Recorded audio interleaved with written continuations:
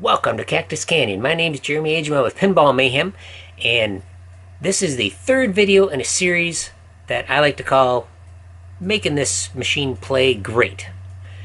And what do I mean by that? Well, the first video in the series was the plunger spring. It's like, why is that important? Well, I really like a good quality plunger spring, and I like for this instance, to go around the circular bit here, I like that to, just be right. So that video, I'm really happy with that adjustment. Second video was about adjusting playfield switches. And that was something that was kind of irking me. And it's like, oh, I really want to get in there and tweak those things. Well, I'll make a video and show you guys what I did. And I'm very happy with those adjustments. We're going to make some more today. This video is going to be about changing the pinball rubber. I'm not going to go into detail on how you change pinball rubber on a machine. That's not what this is about. I'll probably do some sort of a time lapse when I'm actually doing that.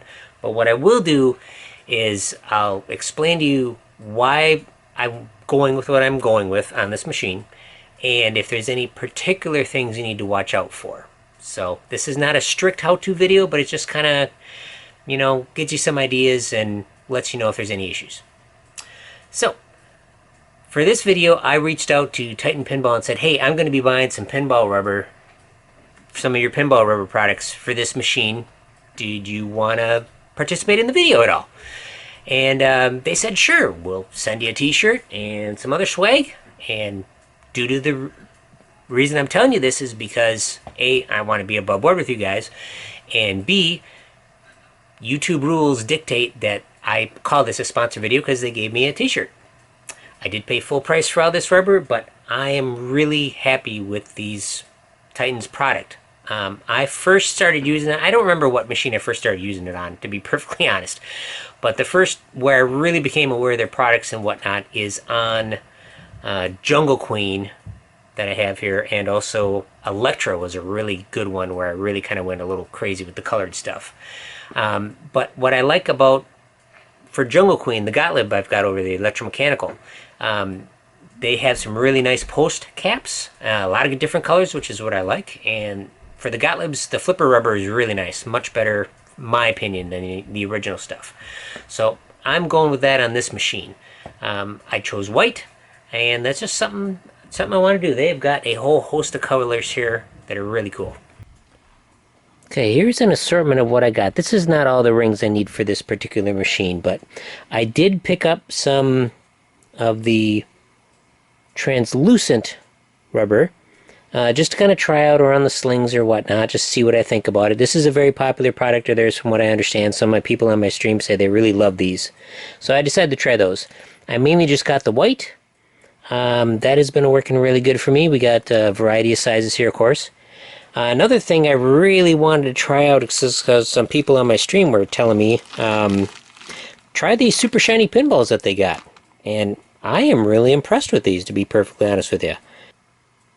They look really good to me, really happy with them, and so far I've put them in Pinbot, and they work really good for me. I'm certainly going to be buying some more, and the price is reasonable. As of this video, in August of 2022, these are less than $2 a piece, so I feel that's pretty good for the quality here.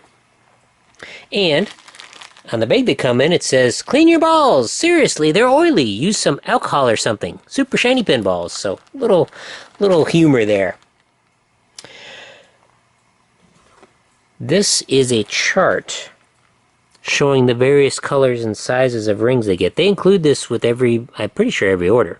But it's really handy, all the nice colors you can choose and all the possibilities just to make your machine really stand out. So, I'm sure eventually I'll be changing some rubbers on here. I'm not sure, but, definitely choose some different colors. So with my order, part of my swag, they included this adjusting wrench. Now, I also ended up buying one of these, so I got two. But it's like, I'm not just going to toss this in my toolbox. These things are so handy for working on the slings. I'll be using this on this one, but I tend to lose these things, so I'm going to have some in just all the spots where I keep my pinball tools. So this is really a very simple tool, but it's great to have. Definitely recommend buying one of these guys. Another thing they gave me was a handy dandy little screwdriver, a little pocket screwdriver. pretty strong magnet. Picks up a pinball. I also chose the red flipper rubber. Just kind of super standard here. I wanted to try the red.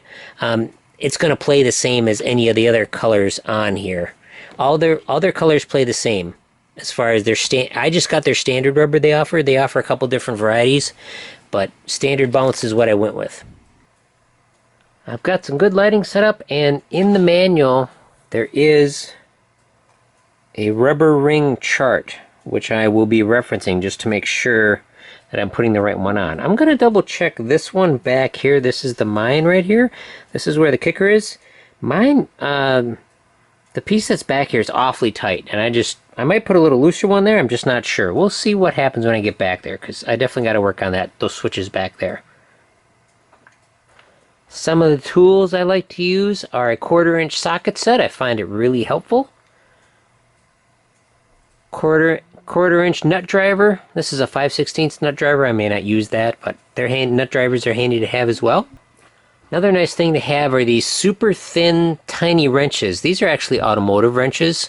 They're used, they call them ignition set wrenches, even though they don't use them in cars anymore for ignitions.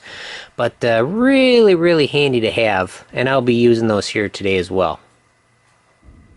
So I have easier access to the slings with the guns being in the way. I'm going to pull off the apron as well.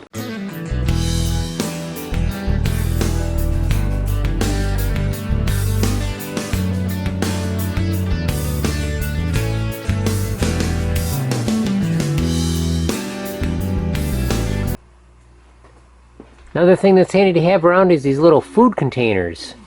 I'm going to be putting the screws in there, and that way I hopefully won't lose any.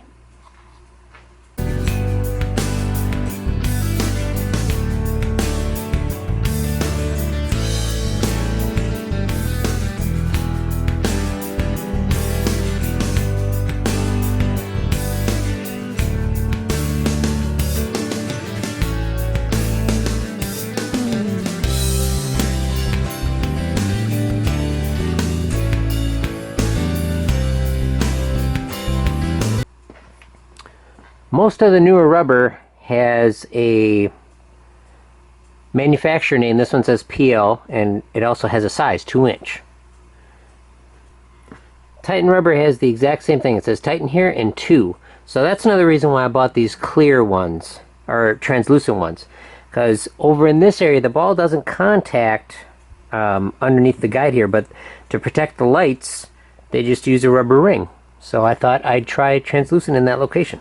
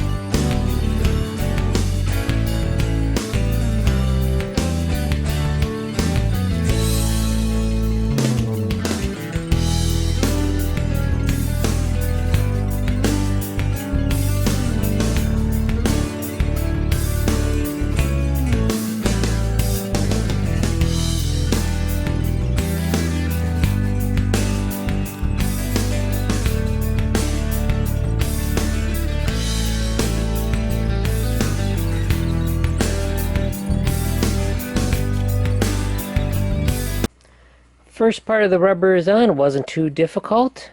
I'm not at this point changing the post rubber here, these long tubes. I'm not changing that at this time.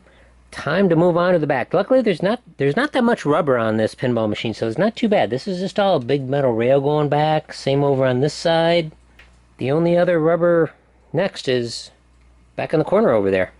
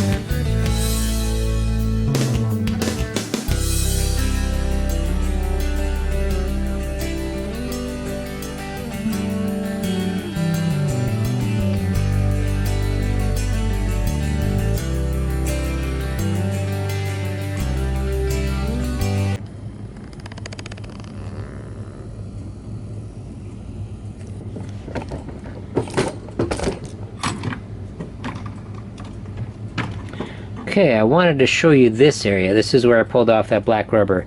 You can see right here, this switch is too far over and is actually hitting the wood here. So I have to recenter that before, I should recenter it before I put the rubber back on.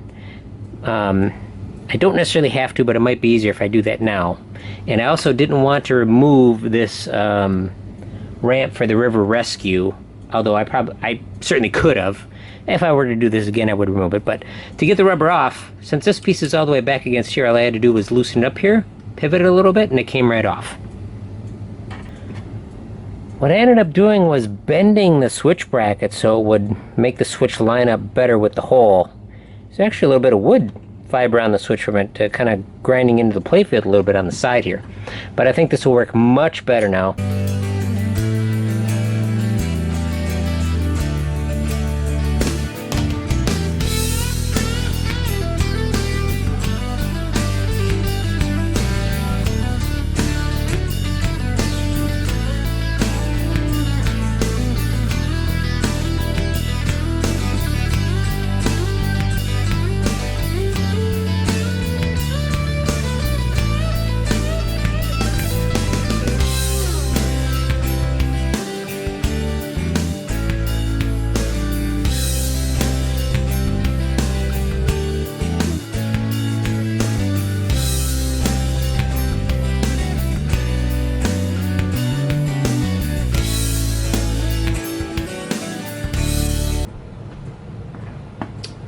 The arch is kind of neat here. I didn't really expect to see the full sculpt of the guns all the way around there.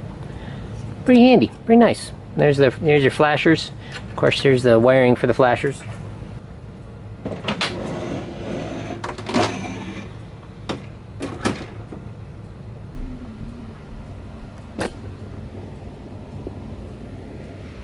There's all the rubber I changed out. Like I said, I didn't do any of the post sleeves. And there's a little tiny bit of rubber under here I didn't bother changing out. But yeah, that'll make a bit of difference on how it plays and how it looks. But like I said, I might change the color again. It was pretty easy to do. I probably got an hour and a half invested in, and I'd probably do it quicker the second time. Alright, hopefully on the camera you can see the difference. These are the originals with, what was it, 250 some plays. They're definitely scratched up. And these are the brand new ones. They've got just a nice shine on them. I really like these. They just look great. And I think they'll also work great. They did a great job on this playfield. I've got about 250 plays on it right now, which isn't a ton, but I'm certainly happy with how things have been going here. Playfield's holding up well. Some dimpling, but that's to be expected. There's nothing at all wrong with that. It plays just great. Overall, I'm very happy with how it looks. It was an easy project, a couple hours invested time. I didn't break anything. I didn't lose anything that I know of. I'm quite happy, and like I said, it's easy to change colors or put black titans on or translucent or whatever you want.